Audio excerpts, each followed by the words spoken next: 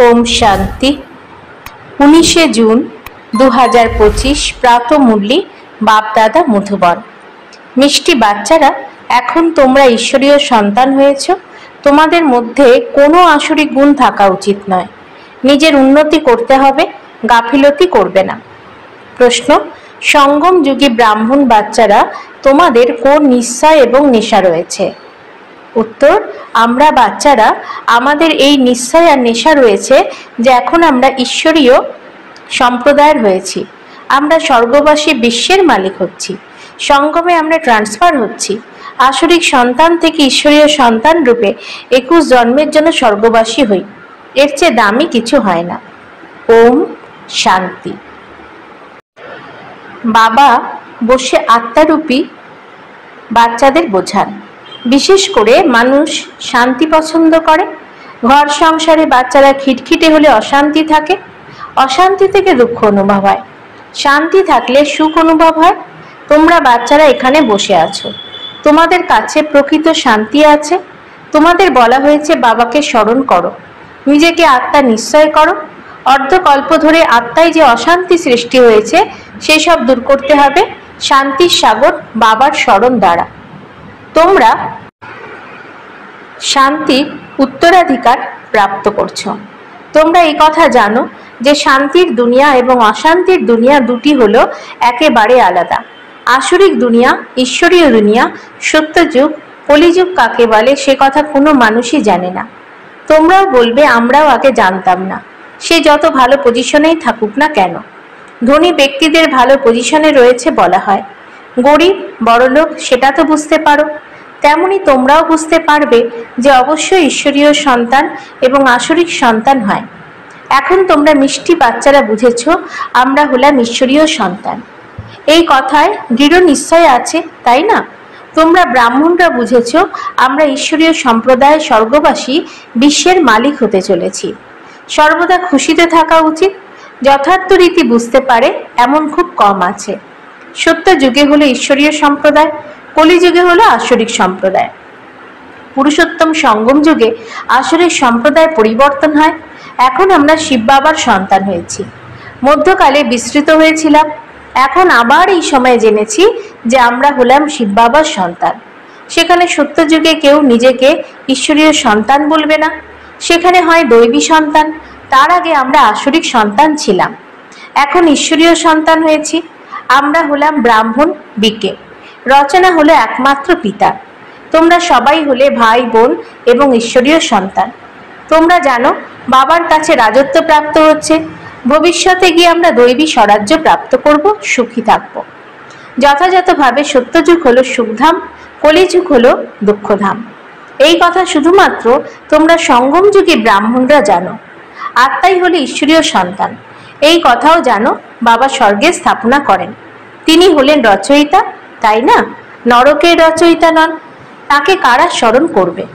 তোমরা মিষ্টি মিষ্টি বাচ্চারা জানো বাবা স্বর্গে স্থাপনা করেছেন। তিনি আমাদের বাবা। তিনি হলেন খুবই মিষ্টি। আমাদের 21 জন্মের জন্য স্বর্গবাসী করেন। এর চেয়ে দামি বস্তু কোনো কিছু হয় না। এই বোধটুকু থাকা উচিত। আমরা হলাম ঈশ্বরীয় সন্তান, তাই আমাদের মধ্যে কোনো আসরিক অবগুণ থাকা উচিত নয়। নিজের উন্নতি করতে হবে, আর একটু সময় বাকি আছে। এতে গাফিলতি করা উচিত নয়। ভুলে যেও না। দেখেছো বাবা সম্মুখে বসে আছেন। আমরা যার সন্তান। আমরা ঈশ্বর পিতার কাছে পড়া করছি দৈবী সন্তান হওয়ার জন্য। অতএব কতখানি খুশিতে থাকা উচিত। বাবা শুধু বলেন আমাকে স্মরণ করো, তাহলে বিকর্ম বিনাশ হয়ে যাবে। বাবা এসেছেন সবাইকে ফিরিয়ে নিয়ে যেতে। যতখানি স্মরণ করবে ততই বিকর্ম বিনাশ হবে। অজ্ঞানকালে কন্যার বিবাহের পূর্বে আশীর্বাদ অনুষ্ঠান আয়োজিত হওয়ার পর তার স্মরণে হবু স্বামীর ছবি ফিক্স হয়ে যায়। সন্তান জন্ম নিলে স্মরণে তারও ছবি ফিক্স হয়। এই স্মরণ তো স্বর্গে নরকে দুই স্থানেই ফিক্স হয়। সন্তান বলবে ইনি আমার পিতা। এবারে শিব বাবা তো হলেন অসীম জগতের পিতা, যার কাছ থেকে স্বর্গের উত্তরাধিকার প্রাপ্ত হয়। অতএব তার স্মরণও ফিক্স হওয়া উচিত। বাবার কাছ থেকে আমরা ভবিষ্যতের 21 জন্মের জন্য পুনরায় উত্তরাধিকার প্রাপ্ত করছি। বুদ্ধিতে কেবল স্বর্গের অধিকারেরই স্মরণই আছে। এই কথা তো জানো যে সবাইকে মরতে হবে একজনও কেউ থাকবে না। যারা প্রিয় থেকে প্রিয়তম আছে সবাই চলে যাবে। এই কথা শুধু তোমরা ব্রাহ্মণরাই জানো যে পুরনো দুনিয়া শেষ হবে। দুনিয়া শেষ হওয়ার আগে পুরোপুরি পুরুষার্থ করতে হবে। যদিও ঈশ্বরীয় সন্তান স্বরূপে অপার খুশির অনুভূতি থাকা উচিত। বাবা বলেন, বাচ্চারা নিজের জীবন হিরে তুল্য বানাও। ওই হলো দৈব দুনিয়া, এই হলো আসরিক দুনিয়া। সত্যযুগে অপরিসীম সুখ থাকে, যে সুখ স্বয়ং বাবা প্রদান করেন। এখানে তোমরা বাবার কাছে এসেছো, এখানে তো বসবে না এমন তো নয়, সবাই একত্রে থাকবে, কারণ অসংখ্য সন্তান আছে। এখানে তোমরা অনেক উৎসাহ নিয়ে আসো। আমরা অসীমের পিতার কাছে যাই। আমরা হলাম ঈশ্বরীয় সন্তান, গড ফাদারের সন্তান। তাহলে আমাদের স্বর্গে থাকা উচিত। গডফাদার তো স্বর্গের রচনা করেন, তাই না? এখন তোমাদের বুদ্ধিতে সম্পূর্ণ বিশ্বের হিস্ট্রি জিওগ্রাফি আছে। তোমরা জানো হেভেনলি গড ফাদার আমাদেরকে স্বর্গের উপযুক্ত করে তুলছেন, কল্প কল্প এসে পরে উপযুক্ত করেন। একটি মানুষও নেই যে জানে আমরা হলাম অ্যাক্টর, আমরা গড ফাদারের সন্তান। তাহলে আমরা দুঃখে কেন থাকি? নিজেদের মধ্যে লড়াই কেন করি? আমরা আত্মারা সবাই ব্রাদার্স। ব্রাদার্স নিজেদের মধ্যে কেমন করে যুদ্ধ করে? যুদ্ধেই শেষ হয়ে যাবে। এখানে আমরা বাবার কাছে উত্তরাধিকার নিচ্ছি। ভাইদের নিজেদের মধ্যে সম্পর্ক কখনো লবণাক্ত হওয়া উচিত নয়। এখানে তো বাবার সঙ্গেও সম্পর্ক লবণাক্ত হয়ে যায়। ভালো ভালো বাচ্চারা সম্পর্ক তিক্ত করে দেয়। মায়া অত্যন্ত প্রবল। যে ভালো ভালো বাচ্চা থাকে তাদের কথা বাবার স্মরণে আসে। বাবার ভালোবাসা অনেক থাকে বাচ্চাদের প্রতি। বাবার তো বাচ্চারা ছাড়া আর কেউ নেই যাদের স্মরণ করবেন। তোমাদের তো অনেকেই আছে। তোমাদের বুদ্ধি এদিক ওদিকে বিচরণ করে, ব্যবসা ইত্যাদিতেও বুদ্ধি যায়। আমার তো কোনো ব্যবসা ইত্যাদি নেই। তোমরা বাচ্চারা অনেক, তাই তোমাদের ব্যবসাও অনেক হয়। আমার তো একটি ব্যবসা। আমি এসেছি শুধুমাত্র বাচ্চাদের স্বর্গের উত্তরাধিকারী করতে। অসীম জগতের পিতার প্রপার্টি হলো শুধু তোমরা বাচ্চারা। তিনি গডফাদার, তাই না? সব আত্মারাই হলো তার প্রপার্টি। মায়া অপবিত্র ছিচি বানিয়েছে, এখন সুন্দর ফুল বানাচ্ছেন বাবা। বাবা বলেন, তোমরা তো আমার, তোমাদের প্রতি আমার মোহ আছে।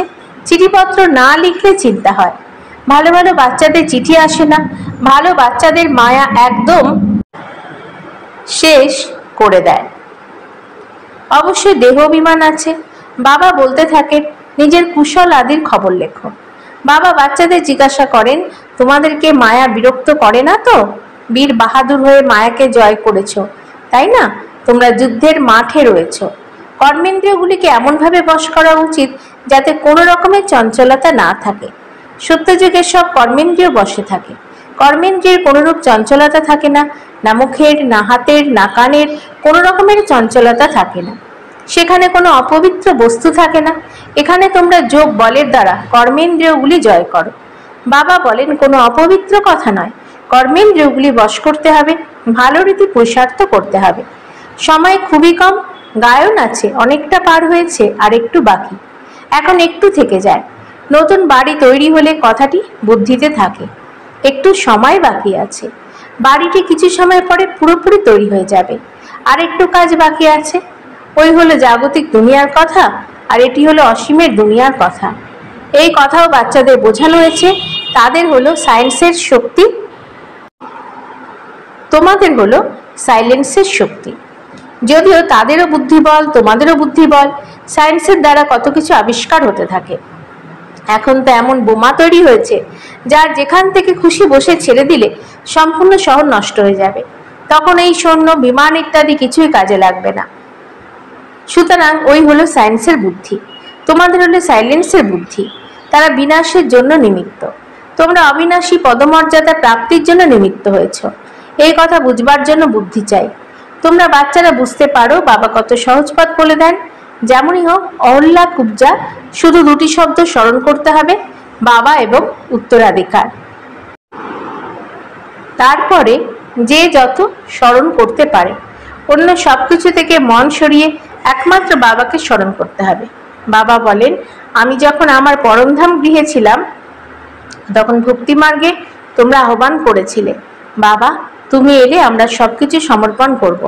ইনি হলেন ডোম, করণী ঘর, যাকে পুরনো সব জিনিস দিয়ে দেওয়া হয়। তোমরা বাবাকে কি দেবে? ব্রহ্মা বাবাকে তো দাও না। ব্রহ্মা বাবাও সবকিছুই দিয়ে দিয়েছেন। তিনি এখানে বসে মহল বানাবেন না, এই সব কিছুই শিব বাবার জন্য। তার নির্দেশ অনুসারে করছেন। শিব বাবা হলেন করণ করাবান হাট, ডাইরেকশন দিতে থাকেন। বাচ্চারা বলে, বাবা আমাদের তো একমাত্র তুমি, যদিও তোমার তো অনেক বাচ্চারাই রয়েছে। বাবা মিষ্টি মিষ্টি বাচ্চাদের বলেন, যত যত সম্ভব বাবাকে স্মরণ করো, অন্য সকলকে ভুলে যাও। স্বর্গের রাজত্ব মাখন রূপে তোমরা প্রাপ্ত করো। একটু চিন্তন করে দেখো কিভাবে এই খেলা রচিত হয়েছে। তোমরা শুধু বাবাকে স্মরণ করো এবং সদর্শন চক্রধারী হলে তোমরা চক্রবর্তী রাজা হও। এখন তোমরা বাচ্চারা প্র্যাকটিক্যালি অনুভবী হয়েছ। মানুষ তো ভাবে ভক্তি তো পরম্পরা অনুসারে চলে আসছে, বিকারও পরম্পরা অনুসারে চলে আসছে। এই লক্ষ্মীনারায়ণ রাধাকৃষ্ণের তো সন্তান ছিল, নিশ্চয়ই ছিল, কিন্তু তাদেরকে বলা হয় সম্পূর্ণ নির্বিকারী। এখানে হলো সম্পূর্ণ বিকারী, একে অপরকে কটু কথা বলতে থাকে। বাচ্চারা এখন তোমরা পিতা শ্রী শ্রী শ্রীমৎ প্রাপ্ত করো, তোমাদের শ্রেষ্ঠ বানান। যদি বাবার কথন মতন চলবে না, তবে শ্রেষ্ঠ হতে পারবে না। এবারে মেনে চলো বা না চলো, সুপুত্র সন্তান তো কথা মেনেই চলবে।